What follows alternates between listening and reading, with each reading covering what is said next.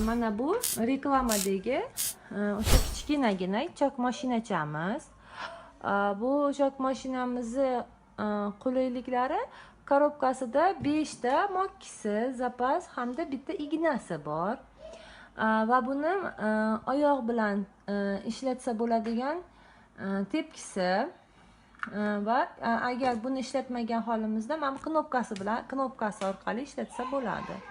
Mana yana buni elektr tarmog'i orqali yoki bo'lmasam batareya orqali ham ishlatsa bo'ladi. Mana hozir ishlatgan materialimiz qalin material, lekin tikishi juda ham oson hamda to'g'ri. Mana akkuratniy tikilgan.